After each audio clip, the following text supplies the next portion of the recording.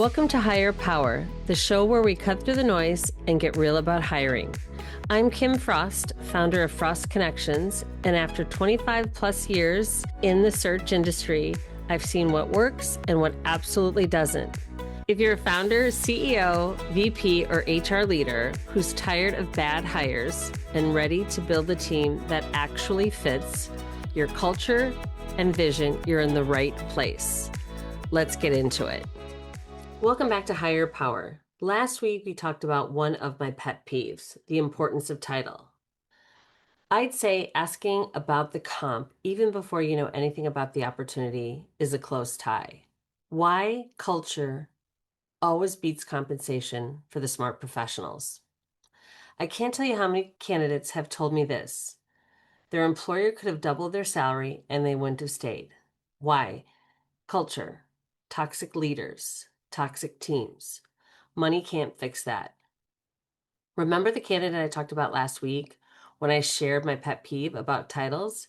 If they had focused solely on the title, they would have never retired a multimillionaire. Same goes for compensation. If their only focus had been on comp, they would have missed the opportunity completely. But because they were an exceptional leader who cared more about the work, the culture, and the impact they could make, title and comp were never a priority. Here's a recent example. I approached someone about an opportunity, and their first response was, "What's the comp?" That was it. They didn't even want to invest 5 minutes to hear about the role, the company, or the impact they could make. And keep in mind, they only had 2 years of professional experience. Let's just say I'd bet serious money their career trajectory will stall. They'll never advance as far as they can, and ironically, their compensation may end up being lower than those who understood the bigger picture. Another story from the same search. This candidate was open. They took the call. But when it came to compensation expectations, they were already earning more than honestly I've ever seen in my career for this position. When I asked why they were looking, the answer was simple. They were bored, not challenged, and they were in tech, an industry right now that's full of layoffs. When I shared realistic market ranges, they declined to move forward. Their response, "Well, I'm seeing other roles paying what I want." But when I asked why they weren't pursuing those, the answer struck me. The expectations were unrealistic. 12 plus hour days, meeting at all hours for international coverage. That, friends, is what I call the golden handcuffs. Don't be fooled. Employers overpaying aren't doing it just to be nice. They're doing it to lock you in until they don't need you. And sure enough, when budget cuts happen or leadership changes, guess who stands out? The person earning 2 or 3 times more than the market is paying. So here's the advice I gave that person. Bank as much of that payout as you can, because that kind of pay level isn't sustainable.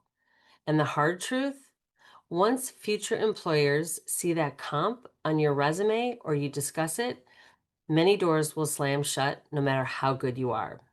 So let's back this up with some hard data. Workers in positive cultures are nearly 4 times more likely to stay. Only 15% of employees rating their culture as good or excellent say they're actively looking for a new job. That's retention in action. One of my clients, their VP had been with the company 40 years. When I asked why 40 years, they said this is one of the best cultures and the way they treat their employees. In 2024, 37% of employees left due to engagement or cultural issues, compared to far fewer who quit, overpay, or benefits. That means 4 times more people leave because of culture or well-being versus compensation. Even more striking, a toxic corporate culture is more than 10 times as powerful as compensation in predicting attrition during the Great Resignation era. And there's a generational edge to this. 88% of employees said corporate culture matters when choosing where to work, and 69% of Gen Z would prioritize culture over salary. So, something to consider when you're looking at new opportunities.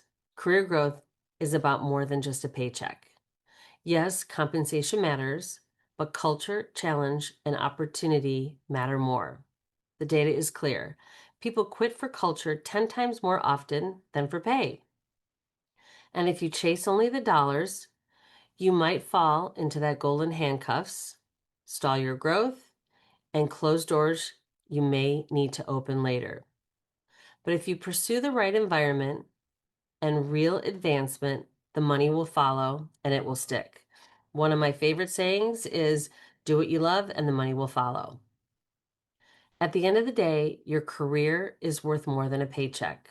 Culture, growth, and challenge are what fuel long-term success, and the stats back it up. So if you're chasing only for the dollars, beware of the golden handcuffs. But if you focus on the right environment, the right leaders, and the right opportunities, you'll not only grow faster, the money will come and it will last. And that's how strong leaders approach their career. That's it for this episode of Hire Power. If you're ready to hire smarter, connect with me at frostconnections.com or at LinkedIn at Kim Frost. And if you've got something to say about today's episode, follow the show and share it with someone who needs to hear it. Until next time, hire smart, lead better, and remember, how you hire is who you become. See you next week. No fluff, just better hires.